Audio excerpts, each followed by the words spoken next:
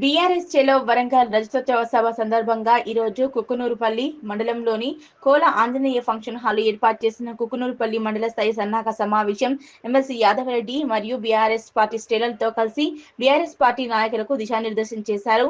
గజ్వేల్ నియోజకవర్గ BRS party incharge Vanteru Pratap Reddy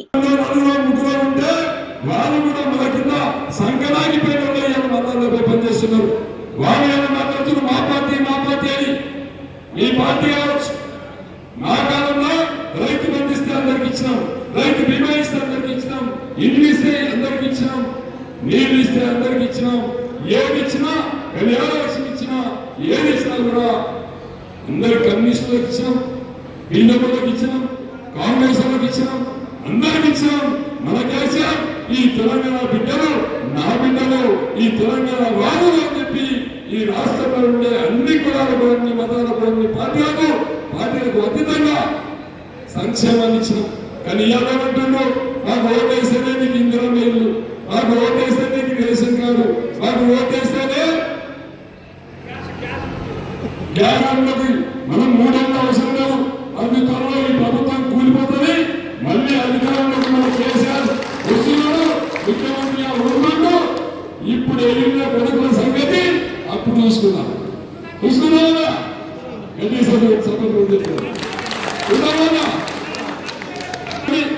ఆలస్యంగా నిలబడేటువంటి కార్యకర్తలుగా మనం ముందు పోదాం. ఇలా కొంతమంది అనుకుంటారు కమర్షియల్గా రాజకీయ నాయకుడు ఎప్పుడు కమర్షియల్గా ఉండరు. ప్రజలకు సేవ చేసేవాడే, ప్రజలకు అంకితమయ్యేవాడే ప్రజానాయకుడిగా గుర్తింపు పొందుతారు. కానీ ఇలా ఏదో మాఫియా మందిగా ఉన్నవాడికి చాలా రోజులు అడగలేరు. 10 సంవత్సరాలు 20 సంవత్సరాలు 30 సంవత్సరాలు అధికారంలో ఒక నాయకుడిగా చలామణి కావాలంటే ప్రజల మధ్య నుండి ప్రజలకు సర్వీస్ చేసేవాళ్ళు తప్పకుండా ప్రజలు ఆదరిస్తారు, గౌరవిస్తారు, నిలబెడతారు, గెలిపిస్తారు. ఆ లక్ష్యాన్ని మనం చేరుకోవాల్సినటువంటి అవసరం ఉందని చెప్పి సందర్భంగా మీ అందరికీ కూడా ఒక నాయకుడిగా, మీ అందరూ కూడా నాయకుడిగా ఎదగాలి.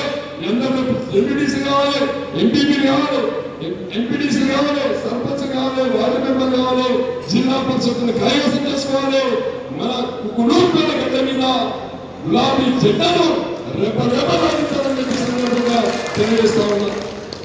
కొత్తగా మండలి వచ్చింది, ఓట్లు లేకపోతే వాళ్ళు నష్టపోతారు. ఇప్పటికే కాంగ్రెస్ ఓటేసి, ఇప్పటికే బీజేపీకి ఓటేసి కలపడకుండా పోయింది. బీజేపీకి ఓటేసినప్పుడు 200 ఆయనకు వచ్చి కనీసం కాబట్టున్నా ఏమన్నా ఫోన్ కావద్దా, ఇదే కదా కనిపిస్తుందా చెప్పండి. కనిపిస్తున్నాడు. నరేంద్ర మోడీ వచ్చిండు, ఆయన వచ్చినాక 35,000 రూపాయలు తులం బంగారం ఎంతైతే ఇక బంగారం విషయం ఇంతలో ఒప్పుకోవాల్సిన పరిస్థితి వచ్చింది, ఇంతలో రాయడం ఒప్పుకోవాల్సిన పరిస్థితి వచ్చింది. మరి నరేంద్ర మోడీ పాలన అట్టుంది, రేవంత్ రెడ్డి పాలనకి ఇట్టుంది. స్వర్ణ యుగంగా ఉన్న ఈ పాతాలని పోయేటువంటి ఈ ప్రభుత్వాలు ఏమన్నా మనం ఒక్కసారి అందరూ కూడా ఆలోచించాలి. కాబట్టి మీ అందరికీ నా రిక్వెస్ట్ ఏంటంటే మళ్ళీ మనం అధికారంలో రావాలి. అధికారంలో రావాలంటే మన కేసీఆర్ చేస్తే రాదు, హరీష్ చేస్తే రాదు. ఎవరు చేసేస్తుంది? మీరు చేస్తేనే వస్తుంది. మీరు కష్టపడుతుంది. నేను ముగ్గున్నా, బాబాయ్ ముగ్గున్నా, రవి ముగ్గున్నా, జయబాబు ముగ్గున్నా, ఎవరు ముగ్గున్నా కూడా మీరు కష్టపడితేనే వస్తుంది.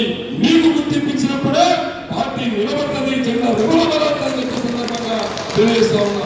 పల్లెలలో కేసీఆర్ గారు ఏం చేయాలి? పల్లెల్లో ప్రతి గ్రామానికి ట్రాక్టర్ ఇచ్చినాం. కొద్దిగా తల్లి చెత్త పోటీ చెత్త అనగానే కేసీఆర్ పేరు ఇస్తుంది. మంచిగా నిలబడుతుంటే కేసీఆర్ కనిపిస్తాడు. పొలం కాడికి పోతే కేసీఆర్ కనిపిస్తాడు. కరెంటు చూస్తే కేసీఆర్ కనిపిస్తాడు. బిడ్డ డెలివరీ కేసీఆర్ కనిపిస్తాడు. కేసీఆర్ బిడ్డ పెళ్లి కట్టుకుంటే కేసీఆర్ కనిపిస్తాడు. కళ్ళం కాడికి పోతే కేసీఆర్ కనిపిస్తాడు. ఎక్కడ చూసినా కేసీఆర్ అని చెప్పి మనం చూస్తున్నాం. కానీ ఎలా ఎక్కడ పోయినా రేవంత్ రెడ్డిని తిరుగుతుందంటే ఎవరు చూసినా అదే కాంగ్రెస్ తింటున్నారు. మరి కాంగ్రెస్ వ్యక్తులు కూడా తింటా ఉన్నారు. కాబట్టి వారి వాళ్ళు అనుకుంటున్నారు ఎప్పుడు నిలబడగా కేసీఆర్ ఉండగా ఎక్కడ అమ్ముకొని లేకపోతే త్యాగం చేసుకున్నారు, రూపాయలు సంపాదించుకున్నారు, నాకు కారణం అనుకున్నాం. ఇవాళ ఈ దరిద్ర చాలు కూడా బంద్ అయిపోయిందని కాంగ్రెస్ అప్పుడు చెప్తుంది. మార్కెట్ యార్డ్ నిర్మాణం చేసుకున్నాం, ప్రతి గ్రామానికి డబల్ రోడ్లు వేసుకున్నాం, కెనాల్స్ తోడుకున్నాం, రివర్ నిండా నీళ్లు ఇస్తున్నాం, రైతులకు అందుబాటుగా ఉండి ఇలా నీళ్లు ఇస్తున్నామంటే అది కేసీఆర్ యొక్క లక్ష్యంగా మనం భావించాలి. అదే కాకుండా 10 సంవత్సరాల కింద కుకునూరుపేట ఒక రోజు వస్తే కుకునూరుపేటలో ఉన్నటువంటి అక్కలు చెల్లెలు అందరూ కూడా బిందె తీసుకొచ్చి రోడ్ల మీద పెట్టి ధర్నా చేసినాం. 10 సంవత్సరాల కింద మీరంతా పిల్లలు, అప్పటి జనరేషన్ లో యూసుఫ్ కానీ వీళ్ళు కానీ మన భూమి కానీ వీళ్ళందరూ చెప్పాలి, వీళ్ళందరూ ఉంటే ప్రభాకర్ ఇట్లా ఆ రోజు బిందె రోడ్ల మీద పెట్టినాం. కానీ ఇవాళ కేసీఆర్ పుణ్యమాని గోదావరి నీళ్లు స్నానం చేస్తున్నాం, గోదావరి నీళ్ళతో స్నానం చేస్తున్నాం. ఒకప్పుడు గోదావరిలో స్నానం చేయాలంటే 300 కిలోమీటర్లు పోవాలి. కానీ ఇవాళ తెలంగాణ రాష్ట్రంలో ఓ కృష్ణానది నీళ్లు, ఓ గోదావరి నీళ్ళతో 4 కోట్ల మంది స్నానం చేపిస్తున్నారు. నాయకుడు ఎవరైనా ఉన్నారంటే కేసీఆర్ చెప్పి సందర్భంగా తెలియజేస్తా ఉన్నా. అదే కాకుండా ఆడబిడ్డలకు 10,000 పాస్బుక్ తీసుకొచ్చి సాగుదారు దగ్గర తాకట్టు పెట్టి బిడ్డ పెద్దలు చేసిన రోజులు ఉండే. కానీ కేసీఆర్ వచ్చినాక ₹1,00,000 ఇచ్చి ఆడబిడ్డను కళ్యాణ లక్ష్మి ఇచ్చినటువంటి గొప్ప నాయకుడు మన కేసీఆర్ కాదని చెప్పి కూడా ఈ సందర్భంగా ఆలోచించమని చెప్తా ఉన్నా. అమ్మాయి ప్రెగ్నెంట్ అయితే హాస్పిటల్ తీసుకెళ్లి అక్కడ డెలివరీ చేయించి వచ్చిన వాళ్ళకు కూడా భోజనం పెట్టి కేసీఆర్ కిట్ ఇచ్చి ₹13,000 ఇచ్చి బండిలో మళ్ళీ ఇంటికాడ దిగబెట్టింది. వాస్తవమా కాదా కూడా ఒక్కసారి మీరు ఆలోచించండి. మరి కేసీఆర్ కాలంలో ఈ రాష్ట్రంలో ఉండే ప్రతి వ్యక్తి కూడా ధైర్యంగా ఒక 10 ఎకరాలు ఉందంటే నాకు 10 కోట్ల వస్తున్నటువంటి గర్వ ఎగరేసినటువంటి రైతు ఆ రోజు. కానీ ఇవాళ పరిస్థితి ఆ రోజు ఎవరైనా బిడ్డ పెళ్లి కోసం 10 గుంటలు కొనంటే అమ్ముదామంటే 10 మంది ఆ ఇంటికి పోయి పొద్దుగా 10 లక్షలు చెప్తే సాయంత్రానికి 20 లక్షలు అయింది. అది నిజం కాదా? ఇవాళ 10 మంది అమ్మడానికి రెడీ ఉండు, కొనేవాడు ఒక్కరు కూడా దిక్కులేరు. ఇది నిజమా కాదా? దీనివల్ల ఇలా వ్యాపారవేత్తలందరూ కూడా కోరుకుంటున్నారు. ఇలా చిన్న వ్యాపారవేత్తలు, పెద్ద పారిశ్రామికవేత్తలు, అదేవిధంగా రియల్ ఎస్టేట్ చేసేవాళ్ళు, బిల్డర్స్, రైతులు, మహిళలు, యువకులు ప్రతి ఒక్కరు కూడా కోరుకుంటున్నారు. అయ్యా ఈ రాష్ట్రానికి పెట్టిన దరిద్రం ఎప్పుడు ఊడిపోతుందా అని చెప్పి ఆలోచన చేస్తా ఉన్నారు. ఎప్పుడు ఈ ప్రభుత్వం కూలిపోతుందా అని చెప్పి ఆలోచన చేస్తా ఉన్నారు. అలాంటి పరిస్థితి ఈ 16 నెలల కాలంలో వచ్చిందంటే ఈ పాలన ఎంత దరిద్రంగా ఉందో మనం నోరు విప్పి మాట్లాడాల్సినటువంటి అవసరం ప్రతి గులాబీ కండువ వేసుకున్న సైనికుడికి ఉన్నది అని చెప్పి సందర్భంగా తెలియజేస్తా ఉన్నా. ఈ ప్రభుత్వం ఫెయిల్యూర్స్ కోసం మాట్లాడాలి, ఈ ప్రభుత్వం అసమానత కోసం మాట్లాడాలి. ఈ ప్రభుత్వం అధికారంలోకి వచ్చినాక రాజకీయంలో సొంత నియోజకవర్గం కొనడం వల్ల రేవంత్ రెడ్డి గారిని తరిమి కొట్టింది నిజం కాదా? మూసీ నది మీద కూర్చుస్తుంటే మూసీ నదిలో ఉన్న ప్రజలు తరిమి కొట్టింది నిజం కాదా? హైదరాబాద్ ముందుకు వస్తుంటే హైదరాబాద్ నుంచి తరిమి కొట్టింది నిజం కాదా? HCL భూముల కోసం పోతే విద్యార్థులు తరిమి కొట్టింది నిజం కాదా? ఇవన్నీ కూడా ఫెయిల్యూర్స్ కేసు. ఇవాళ రేవంత్ రెడ్డి గారి అదే మరి కేసీఆర్ గారు ఇలా ఏమన్నారు, ఏమంటుండ్రు?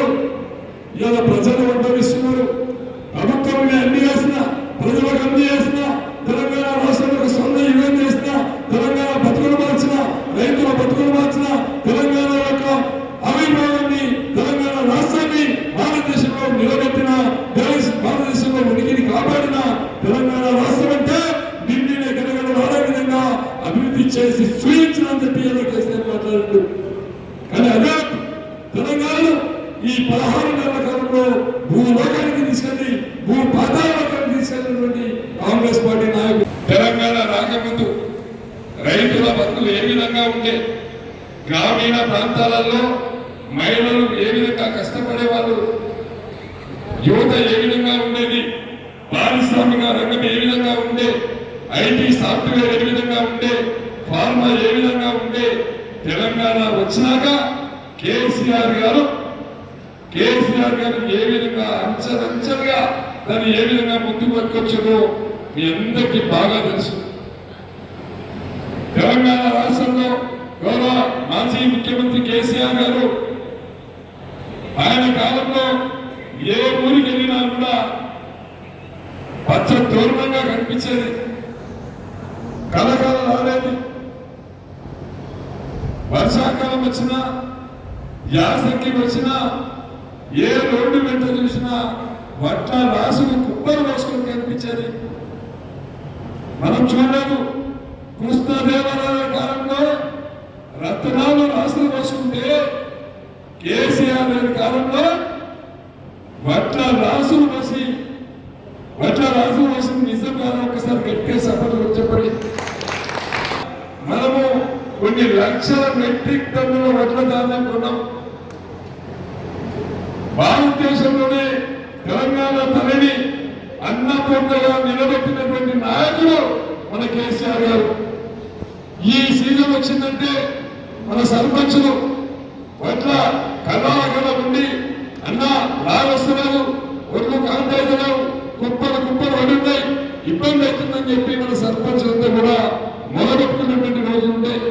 లారీల కోసం ఆర్టీఐ పట్టుకొచ్చి ఈయన నిలబడి ఒడ్లు కాంట పెట్టించి రైస్ మిల్లులు పంపించి వారం రోజులలో డబ్బులు ఇచ్చినటువంటి రోజులు ఒకసారి జ్ఞాపకం చేసుకోండి. ఇవాళ ఏ విధంగా ఉంది? ఇవాళ పరిస్థితి ఉందా? ఇవాళ ఒడ్లు మార్కెట్ 2300 గవర్నమెంట్ ఉంటే 1800 రూపాయలకు దళారీ వ్యవస్థ ఉంటుంది. దానికి నైతిక బాధ్యత కాంగ్రెస్ వహించాలి. ఇది నిజం కాదా? మనం ఒకసారి ఆలోచించండి. అట్లనే వడ్ల విషయానికి వస్తే కాంగ్రెస్ అందరినీ కాపాడిపోయారు. మనం రైతు కోసం కేసీఆర్ గారు 24 గంటలు కరెంట్ ఇచ్చి, రైతు బంధించి, రైతు బీమా ఇచ్చి, రైతు పండించిన వడ్లు కొనుగోలు చేసి రైతుకు ఒక భరోసా ఇచ్చినటువంటి నాయకుడు మన మాజీ ముఖ్యమంత్రి కేసీఆర్ గారు. తెలంగాణ రాకముందు ఒక ఎకరం ఈ కుకునూరుపల్లిలో అడిగితే 2 లక్షలు 3 లక్షలు ఉండే. తెలంగాణ వచ్చినాక ఇదే కుకునూరుపల్లిలో ఎకరం 1 కోటి రూపాయలు 2 కోట్ల రూపాయలు అయిందంటే రైతులు రాసు చేసిన నాయకుడు కేసీఆర్ కాదా? ఒకసారి మీరు ఆలోచించండి. ఇలా కోల్పోవడం మార్పు అంటే మార్పు వచ్చింది. మార్పు వచ్చినాక ఏం కోల్పోయినో కూడా మీరు ఆలోచించండి. రైతులు దివాలా వేయించిండు, రైతులు రోడ్ల మీద తీసుకొచ్చినటువంటి దుర్మార్గుడు ఎవరైనా ఉన్నారంటే ఈ కాంగ్రెస్ ప్రభుత్వం కాదా అని చెప్పి మనం ఒక్కసారి ఆలోచించాలి. గ్రామాలలో మాట్లాడాల్సినటువంటి అవసరం ఉంది. ఇలా గచ్చిబౌలి నియోజకవర్గానికి ఒక ఎమ్మెల్యేగా కేసీఆర్ గారు చేసినటువంటి కృషి, మనకు ఒక మల్లన్న సాగర్, ఒక కొండపోసమ్మ సాగర్, ఓ హార్టికల్చర్ యూనివర్సిటీ, ఓ forest university, education hub, IOC building, Kukunoorpally మండలం కొత్తగా మార్చుకున్నాం, మనోరమ మండలం మార్చుకున్నాం, మరొక మండలాన్ని మార్చుకున్నాం, మార్కెట్ యార్డ్ నిర్మాణం చేసుకున్నాం. ప్రతి గ్రామానికి 70 రోడ్లు